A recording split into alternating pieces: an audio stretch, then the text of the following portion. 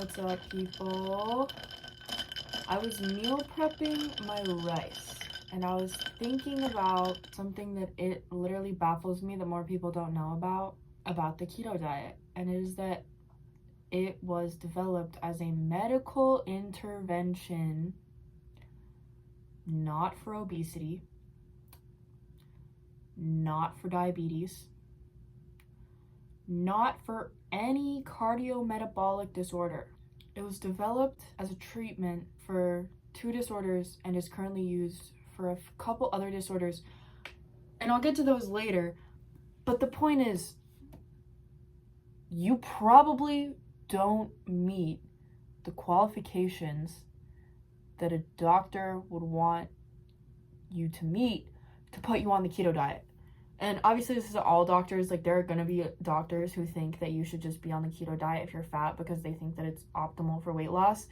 And those doctors are wrong. Doctors only get like 1 class about nutrition in their whole entire 8 years of medical school, because it literally is their job to prescribe you drugs. Like, I worked for a doctor for a couple months. There's a video about that that's kind of funny because I didn't particularly enjoy working for this doctor, but he literally talked all the time about how he is a doctor of medicine, and in medical school they are trained to prescribe medicines, and that's effectively it.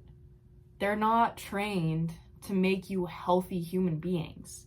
They're trained to give you pharmaceuticals to fix your symptoms without you changing your lifestyle at all, because that's not what they're trained in. They're not trained in behavior change. They're not trained in exercise or nutrition or anything. So anyway, that's enough about doctors.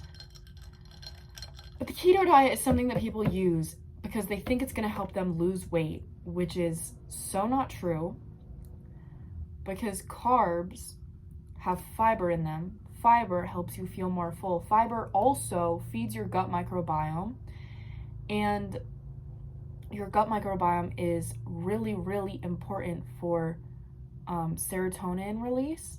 Like, most of your serotonin is made in your gut.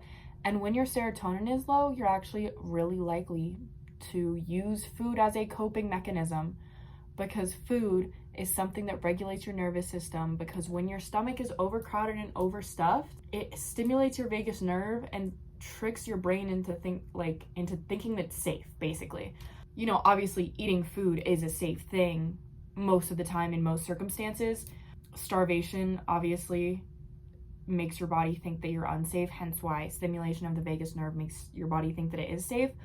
But this is why so many people struggle with overeating. This is why so many people think that they're addicted to food. They're not addicted to food.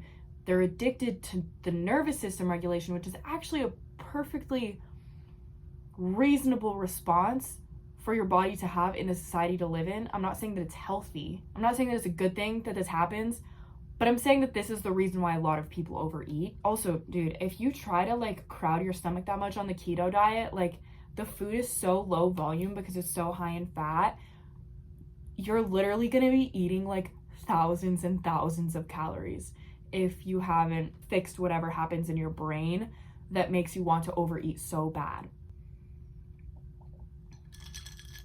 This is my Terra Origin gut supplement. Not sponsored, but it would be cool if they would work with me because I actually really like their product. I'll link it down below. But not only do carbs have fiber in them, but they're also literally the body's main source of energy, especially the brain's main source of energy, which is actually why the keto diet is used as the medical intervention for the conditions that it's an intervention for. There are conditions in the brain. So when you restrict carbs, you're not giving your brain the energy that it needs to do what it needs to do throughout the day. And as far as carb timing, there's a lot of people who think that you shouldn't have carbs with breakfast because it spikes your blood sugar first thing in the morning. That's only true if you're having a carb heavy meal that's only a carb heavy meal. If you have no fiber, no fats, no proteins to balance it out. We're talking a bowl of Fruity Pebbles for breakfast. That's not going to be helpful to your situation. And eating carbs in the morning gives your brain energy in the morning. That's literally all it does. especially when you eat it with something else, like when you have an actual balanced breakfast, because you should be having, balanced meals with all of your macronutrients and like a few micronutrients in there, obviously, because that's the whole point of like a meal. And having that in the morning is gonna give you sustained energy throughout the day. And I personally really like having carbs all throughout the day. I never feel like energy crashes. I mean, sometimes I take naps, but that's like different. Like, it's not like an energy crash. It's just I'm tired. Because I struggle with sleeping at night sometimes. But anyway, that's a completely different issue. And having the carbs in the morning, I just find that then I can kind of go to the gym whenever I want throughout the day, because it's like I know that my body has glycogen to pull from whenever I go. That's kind of why I like to have carbs with my breakfast most of the time. Sometimes I'll have a breakfast without carbs in it, or like I'll have like eggs and fruit for breakfast every once in a while. And I mean, that's like it works, it's fine. But you shouldn't be scared of having carbs with your breakfast.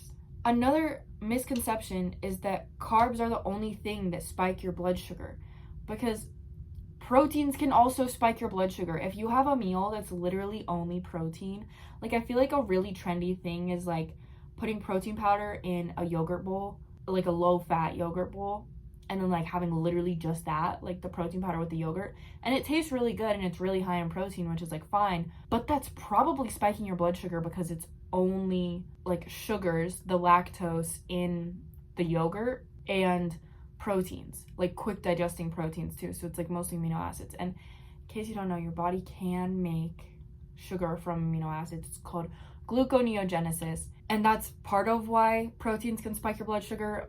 Anyway, yeah, protein can spike your blood sugar, especially when you have it with literally nothing else. Now, you might be thinking, but I'm insulin insensitive. I'm pre-diabetic. I can't eat carbs. I can't eat carbs because my body doesn't work properly and my body actually can't process carbs. Not true. Your body can process carbs. It's insulin insensitive, meaning your body just has like a lower ability to respond with insulin when you have sugar. That is why having fiber, fats, proteins with your carbs just becomes a lot more important when you're diabetic. But completely cutting out the carbs when you're pre-diabetic is going to make your situation worse, because when you completely cut out the carbs, your insulin has no reason to respond ever at all, and it's gonna make it way worse when you actually do eat carbs eventually, because you're gonna want to eat carbs because your body needs carbs, and it's natural for your body to crave carbs because your body needs it. So even if you're pre-diabetic, even if you're insulin insensitive, you still need to eat carbs. The only situations where the keto diet is something that will help your health are if you are severely epileptic, meaning that you have seizures a lot, have cancer because it starves the cancer cells of the energy that they most readily use, or get chronic, really bad, debilitating migraines. Why are these three things the only things that the keto diet is effective for? Because it starves your cells of energy. No other situation is starving your cells of energy going to help you at all. So, don't go on the keto diet. If you're trying to lose weight, honestly, the first place I would go before macro tracking, before any type of diet, keto, low fat, whatever the fuck, just don't even go there. Figure out what's wrong with your nervous system that makes it want food to regulate.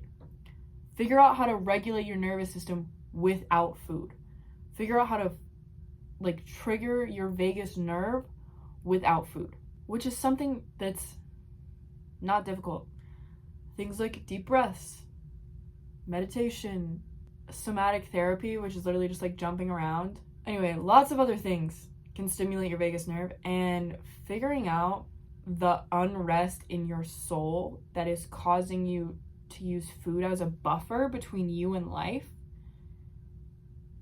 is the answer to your weight problem. Now, if you get chronic debilitating migraines and you didn't know that the keto diet might help your situation, you're welcome. But literally, do not go on the keto diet for any other reason unless you want to be sad and miserable and craving carbs all the time. Because that's what happens most of the time when people go on the keto diet. And then because they have cut out this whole macronutrient group, because their body, or because your brain is so convinced that eating carbs is gonna hurt you, when you do ever get like presented carbs and you do want to eat them, you're going to overindulge on the carbs, because that's cultivating a scarcity mindset in your brain. It's cultivating the mindset of like, I can't have that. Because when something is taken away that your body really, really needs, it's gonna want it really, really bad. Main points of this video: don't go on the keto diet unless you're literally epileptic, have cancer, or severe migraines. Eat your carbs, eat enough fiber, eat balanced meals.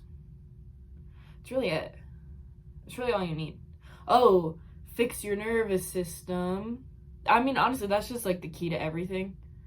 Truthfully, like nervous system regulation. And like the world literally wants you to be unregulated so bad, because when you're unregulated, you're really easy to control, because you're seeking regulation in literally anything that the world wants to throw at you. But if you can regulate yourself, the world can't fucking touch you, bro. The world can literally not touch you.